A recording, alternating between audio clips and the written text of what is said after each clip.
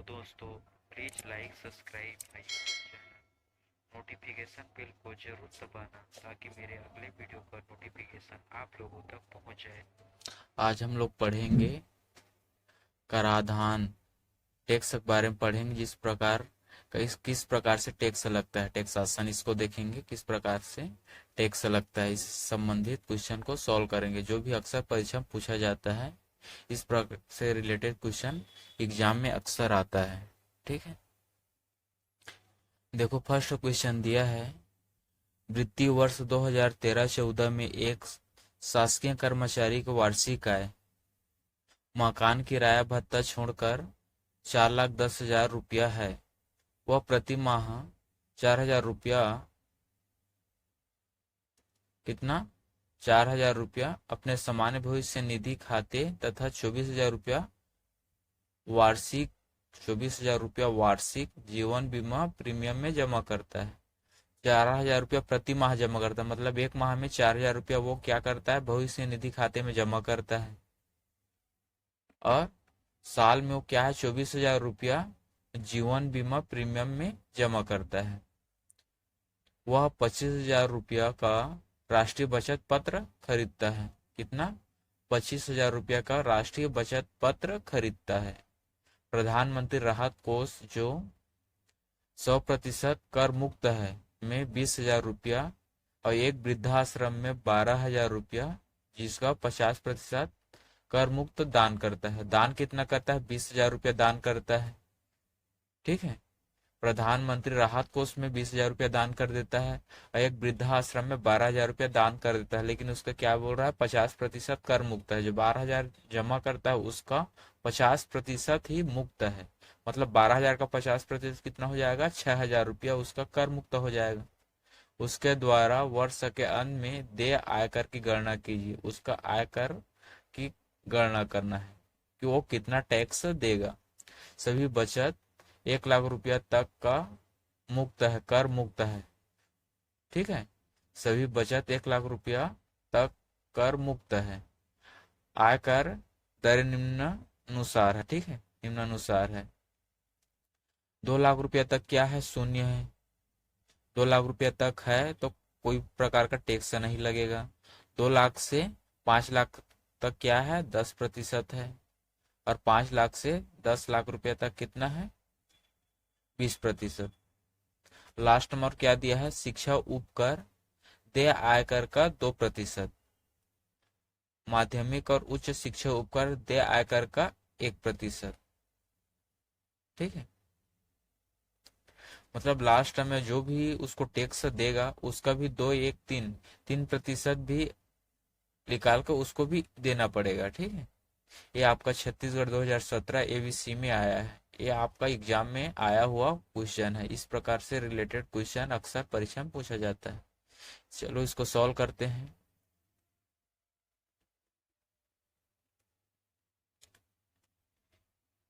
ये तो समझ गए कि कोई कर्मचारी है, उसका सालाना इनकम कितना है, 4,10,000 है। ठीक है, 4,10,000। तो यहाँ पे लिखते हैं कुल वार्षिक आय। ठीक है, कुल वार्षिक आय कितना है, 4,10,000 रुपए।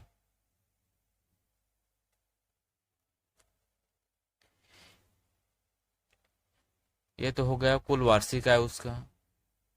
लेकिन वो तो दान भी करता है। कितना दान करता है, आपको 20,000 रुपया किसमें, प्रधानमंत्री राहत कोष में 20,000 रुपया दान करता है एवं वृद्धाश्रम में 12,000 रुपया दान करता है। लेकिन 12,000 का 50% ही कर मुक्त है। तो दान किया गया राशि कितना है, इसको हम लोग पहला मान लेते हैं। ठीक है, दूसरा, दान किया गया राशि कितना हुआ, आपका ये हो गया 20,000 रुपए, प्लस कितना है, वृद्धाश्रम में कितना था, इसको मैं एक एक लिखता हूं। दान किया गया राशि पहला, ठीक है। पहला मान कितना है? प्रधानमंत्री राहत कोष में कितना जमा करता है? प्रधानमंत्री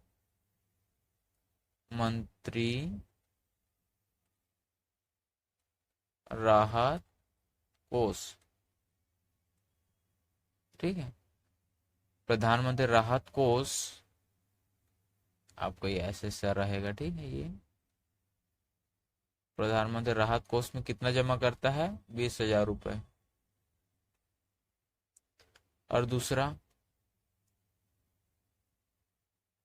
वृद्धाश्रम में 12,000 रुपया जमा करता है। वृद्धा आश्रम में कितना? 12,000 रुपये जमा करता है, लेकिन उसका 50% ही कर मुक्त है, मतलब इसका 50%। 50% ऐसे 12,000 का 50% कितना हो जाएगा? 12,000 या 50, नीचे आपका 100, जीरो जीरो कट जाएगा, 12 पंचे 60, 6,000 रुपये। तो टोटल दान किया हुआ राशि कितना हुआ? टोटल दान किया हुआ राशि आपका 20,000 प्लस 6,000, कितना हो गया? 26,000 रुपये। इतना तो दान कर देता है। उसका टोटल जो वार्षिक आय है 4,10,000 रुपये, उसमें तो 26,000 रुपये क्या कर देता है? दान कर देता है, ठीक है। तो शेष आय कितना बचा उसका? यहाँ पर लिखते हैं शेष आय। शेष आय 4,10,000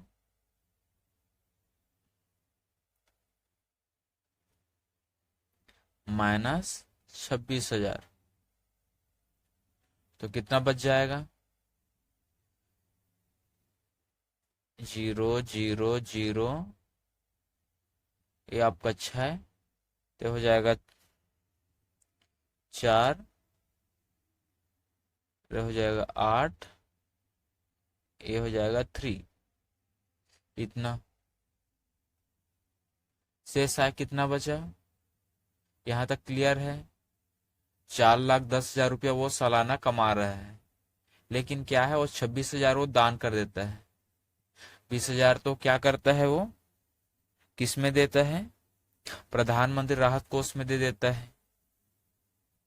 और वृद्धाश्रम में वो 12,000 देता है, लेकिन 12,000 का 50% ही छूट है, मतलब 6,000 रुपया उसमें दे देता है। मतलब टोटल उसका 26,000 हो गया। 26,000 उसका जो टोटल आय में माइनस कर देंगे, तो कितना आय हो गया उसका? 3,84,000 रुपये हो गया। यहाँ तक क्लियर है? अब देखो, अब क्या बोल रहा है यहाँ पे? वह प्रति माह 4,000 रुपया, एक माह में 4,000 रुपया अपना सामान्य भविष्य निधि खाते में, ये सब छूट के लिए है, ठीक है, कि वो 4,000 रुपया सामान्य भविष्य निधि खाते में जमा करता है पर मंथ। तो साल में कितना हो गया? 12 × 48,000 रुपया हो गया उसका, साल में जमा करता है। 24,000 साल में वो जीवन बीमा प्रीमियम जमा करता है। 25,000 रुपया के एक राष्ट्रीय बचत पत्र खरीदता है। ये तीनों को फिर प्लस करके ये क्या है? छूट है उसका। टोटल जो उसका आय है उसमें इतना वो छूट चाहता है। यहाँ पर नीचे लिखते हैं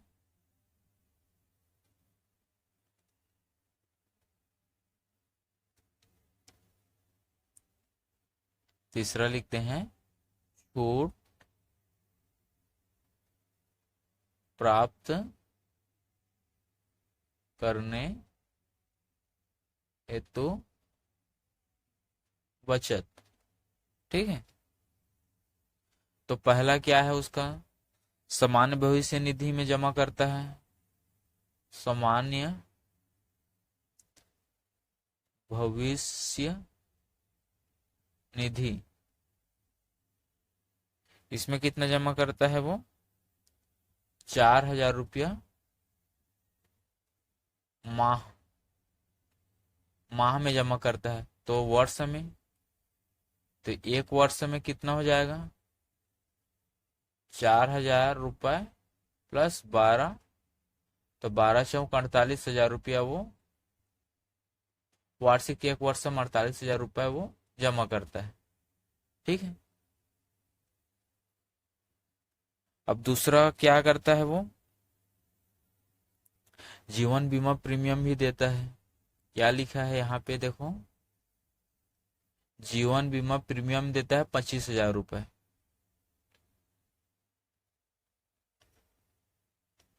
24,000 रुपया वार्षिक 24,000 रुपये वार्षिक जीवन बीमा प्रीमियम में जमा करता है। 24,000 रुपये। इसका सेकंड क्या है? जीवन बीमा प्रीमियम कितना है? 24,000 रुपये। ठीक है। और क्या करता है? एक राष्ट्रीय बचत पत्र भी खरीदता है। और क्या लिखा है? 25,000 रुपये का राष्ट्रीय बचत पत्र खरीदता है। कितना का? 25,000 रुपये का।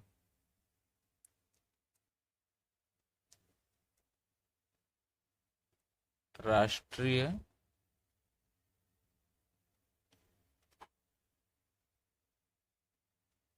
बचत पत्र में कितना जमा करता है वो? 25,000 रुपये। ठीक है। तो टोटल कितना हुआ? टोटल करते हैं। टोटल आपका ये हो गया 48,000 प्लस 24,000 प्लस 25,000। ये हो जाएगा आपका 1 2 3, 30 का 30 हो जाएगा, 5 4 9। तो ये हो जाएगा 17 का 7, 80 लेख। तो 2 1 3 4 5 4 9, 97,000 रुपये। 97,000 रुपये क्या करता है वो? छूट प्राप्त कर लेता है। ठीक है। छूट प्राप्त करने हेतु वो इतना बचत कर लेता है। कितना? 97,000। अब देखो कितना आया था पहले, कितना आया था? शेष आया हुआ था 3,84,000। उसमें 97,000 रुपये का और छूट प्राप्त कर लेता है। तो कर योग्य आय कितना हुआ उसका? तो यहां पर लिखते हैं चौथा कर योग्य आय। अब 3,84,000 रुपये है, उसमें 97,000 और माइनस कर देंगे। तो कितना आएगा? ये हो जाएगा आपका 2,87,000। इतना रुपया बचेगा जिसको उसको टैक्स देना पड़ेगा। लेकिन एक और कंडीशन है। कंडीशन क्या है कि 2 लाख रुपया तक तो क्या है? छूट दिया गया है।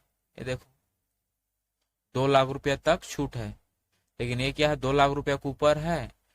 तो 2 लाख से 5 लाख तक कितना है? 10%। तो यहाँ पर कितना है? 2,87,000। मतलब 2 लाख से कितना एक्स्ट्रा है? 87,000 एक्स्ट्रा है। उसका 10% देना पड़ेगा उसको।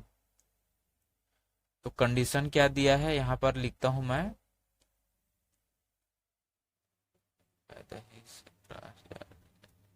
2 लाख रुपए तक क्या है? छूट है।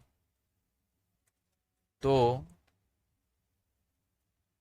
एक्स्ट्रा पैसा कितना हुआ?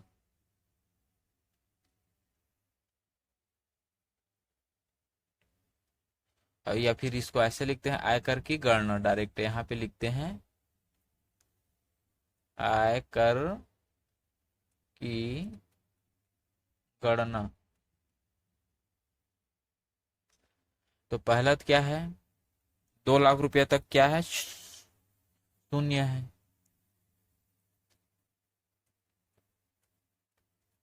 तक क्या है, शून्य है।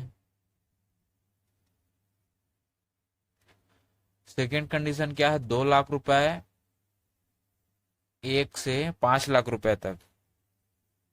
कितना, इसको हम लोग ऐसे लिख सकते हैं, सेकेंड में हम लोग ऐसे लिख सकते हैं, उसका एक्स्ट्रा कितना है, 2,87,000 है, तो इसमें 2 लाख माइनस कर देंगे, तो कितना बचा, 87,000 रुपये।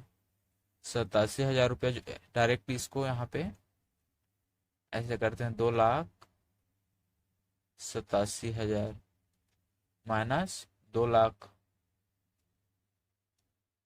1 2 3 4 5, तो कितना बचा आपका, 87,000। ये क्या है, एक्स्ट्रा है, इसी का अपने को टैक्स देना पड़ेगा। इसका कितना देंगे, 10%। कितना बोल रहा है, इसका 10%। ठीक है, तो 87,000 का 10% कितना होगा, 10, नीचे आपका 100, जीरो से जीरो, जीरो से जीरो, 8,700 रुपया हो गया। ये क्या है, आपका देय कर है, देय कर। लेकिन उसमें क्या बोला है, एक और कंडीशन दिया है यहाँ पे, शिक्षा उपकर दिया है देय आयकर का 2%, और माध्यमिक और उच्च शिक्षा उपकर दिया है 1%। मतलब जो लास्ट में अभी देय कर आया है उसका 2 1 3% और देना पड़ेगा।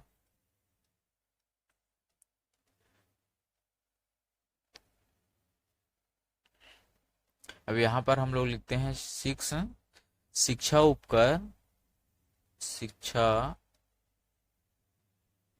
उपकर प्लस आपको जो माध्यमिक दिया है, माध्यमिक और उच्च शिक्षा उपकर कितना है, आपको 2% दिया है और प्लस 1%, तो टोटल कितना हो गया, 3%।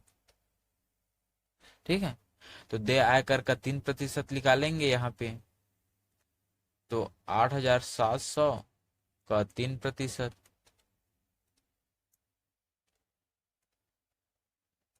ऐसे करते हैं। ठीक है, 8,700 का 3% कितना हो जाएगा, ये कट गया, ये हो जाएगा 7 14 7 21, 2 8 16 8 24 25 26, 261 रुपए। कितना हुआ, 261 रुपए। तो कुल देकर कितना होगा, सातवां कुल देय कर। ये फिर इसको डायरेक्ट ऐसे लिख सकते हैं, कुल देय आयकर। कितना टैक्स देना पड़ेगा, 8,700 और प्लस 261, तो हो जाएगा 1,6,7,9,9,8, कितना हो जाएगा, 8,9,6,1, इतना रुपए देना पड़ेगा। ये आपका आंसर है, इतना टैक्स देना पड़ेगा।